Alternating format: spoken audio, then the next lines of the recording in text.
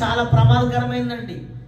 పిల్లల వల్ల, భర్త వల్ల, భార్య వల్ల, ఇంకోళ్ళ వల్ల ఒకరికి విసుకొస్తే చచ్చిపోవటానికి కూడా సిద్ధమవుతారు వాళ్ళు. అందుకని చూడండి, సొలొమోను అంటున్నాడు, తెగ విసిగిస్తుంది ఒకటి నన్ను, తెగ విసిగిస్తున్నాయి కొన్ని పరిస్థితులు. దానితో కాపురం చేయటం కంటే, ఆ సమస్యతో పోరాటం కంటే, ఆ పిల్లలతో ఏగటం కంటే, ఆ మొగుడితో ఏగటం కంటే, కొంతమంది సైకోగాలు ఉంటారు, సైకోగాలు. అది ఆ సైకోగాలు ఏగటం కంటే చచ్చిపోవటం మేలు అనుకుంటారు కొంతమంది ఆడవాళ్ళు. ఇంకొంతమంది మగవాళ్ళు ఆ విధంగా ఉంటారు, కొంతమంది ఆడవాళ్ళు అలా ఉంటారు.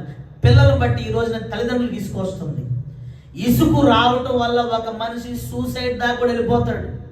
మన ఈ మధ్య నెల్లూరులో అప్పు కడతావా లేదా అప్పు ఇచ్చినోడు ఇసుకిస్తా ఉంటే వాడు వెళ్ళి పూర్తిగా సూసైడ్ చేసుకున్నాడండి.